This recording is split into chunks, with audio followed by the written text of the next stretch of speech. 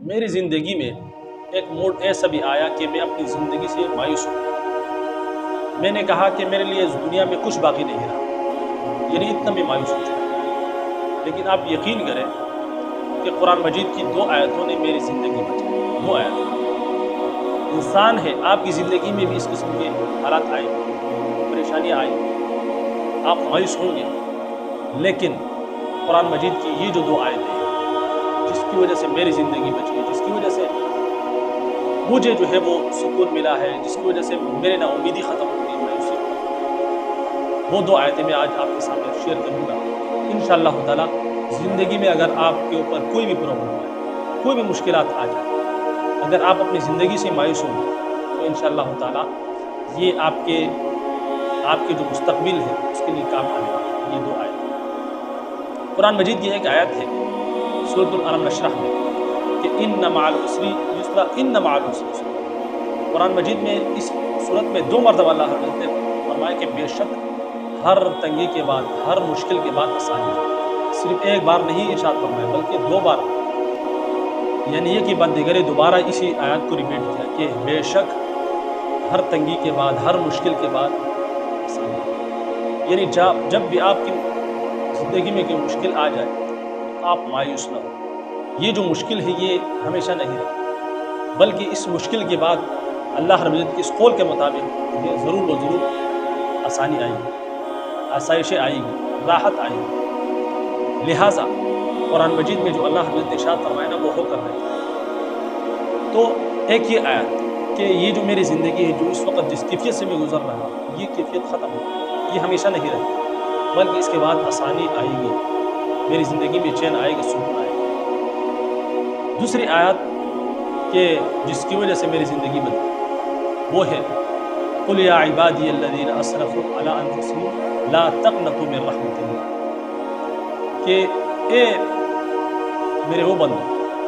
کہ جنہوں نے اپنے اوپر ظلم کیا، اپنے گناہوں کی وجہ تو میرے رحمت سے مایوس نہیں۔ ان اللہ یغفر الذنوب جميعا، بے شک اللہ تعالیٰ رب العزت جو تمام کے تمام گناہوں کو معاف کرتا ہے۔ انہ هو الغفور الرحیم، بے شک وہ بہت زیادہ بخشنے والا ہے۔ یعنی کہ اگر آپ دنیا میں اگر اپنے گناہوں سے یا کسی بھی طور پر آپ مایوس ہو جائے نا، اللہ رب فرماتے ہیں کہ آپ نے مایوس نہیں ہوا اپنے رب سے، کیونکہ آپ کا رب آپ کو اکیلا نہیں چھوڑے گا۔ آپ کا رب جو ہے، جس رب نے آپ کو ایک نطفے سے بنایا، آپ کا وہ رب جس نے آپ کو ایک نطفے سے بنایا آپ کی مرضی کے بغیر، پھر اپنے مرضی سے ماں کے پیٹ میں تجھے پالا پوسا، وہاں رزق کا بندوبست کیا، وہاں آپ کی حفاظت کی، پھر دنیا میں آئے، ماں کی چھاتی سے تمہارے لیے دودھ جاری کیا، اس کے بعد جب بڑے ہو گئے تو اللہ رب العزت نے دیگر نعمتیں آپ کو دی اور آپ بڑے مقام تک پہنچ گئے، یا جس بھی مقام پر ہو،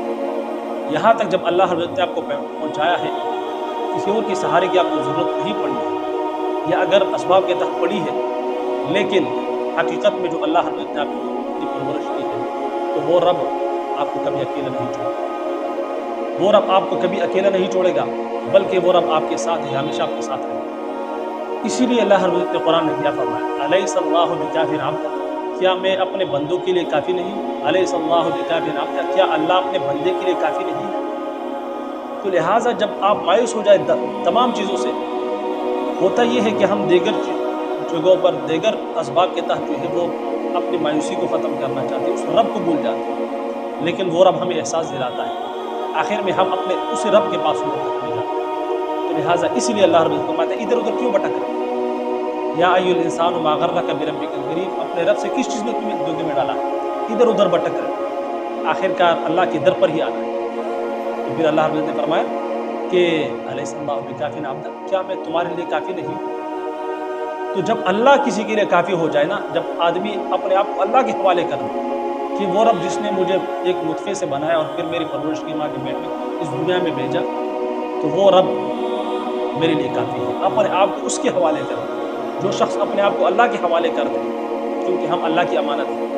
ہمارا کوئی طاقت نہیں ہے، ہم اپنے طاقت سے نہیں ہے، بلکہ اللہ کی امانت سے ہے،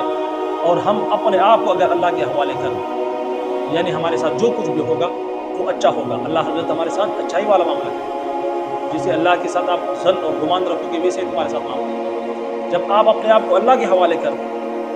تو آپ ٹینشن فری ہو گئے، لیکن اگر آپ نے اپنے آپ کو اللہ کے حوالے نہیں کیا، خود اگر آپ ان حالات سے نبرد آزما ہونا چاہو گے، خود اس حالات سے جو ہے وہ نکلنے کی کوشش کرو گے، تو ایسا نہیں ہوتا، بلکہ اسباب کے تحت آپ کو نکلنا بھی ہوتا ہے، لیکن جو نتیجہ ہے وہ اپنے اللہ کے اوپر چھوڑتا ہے کہ بھائی یہ جو میں اسباب کے تحت اپنے آپ کو اس دلدل سے نکال، کوشش آپ کریں، حرکت آپ کریں، لیکن جو نتیجہ ہے وہ اللہ کے اوپر چھوڑتا ہے۔ نتیجہ جو ہے اپنے ہاتھ میں نہ لے لیں۔ اگر آپ نتیجہ اپنے ہاتھ میں لینے کی کوشش کرو گے تو کبھی آپ اس حالت سے نہیں نکل سکتے، کبھی اس مایوسی سے آپ نہیں نکل سکتے۔ مایوسی سے تب نکلیں گے کہ جب اسباب کو اختیار کرتے ہوئے آپ نتیجہ اللہ کے اوپر چھوڑو گے، اپنے آپ کو اللہ کے حوالے کرو گے، تو انشاءاللہ تعالیٰ ایک نہ ایک دن ضرور آئے گا کہ وہ جو تنگی والا دور ہے، وہ جو مایوسی والا دور ہے وہ ختم ہوگا اور چین اور راحت والا دور شروع ہوگا۔ تو لہٰذا کبھی بھی اگر آپ کی زندگی میں ایسے حالات آ جائیں تو آپ نے کبھی مایوس نہیں ہونا۔ ایک یہ کہ اللہ رب العزت کے اوپر بھروسہ کرنا، اللہ کے اوپر کامل یقین رکھنا، ایمان رکھنا،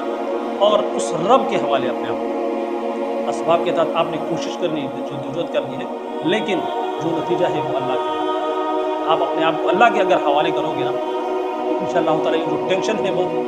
آپ سے اتر جائے گی، لیکن اگر آپ یہ ٹینشن اپنے اوپر لو گے تو کبھی آپ ان حالات سے نہیں نکل سکتے۔ اللہ ہم سب کو سمجھنے اور عمل کرنے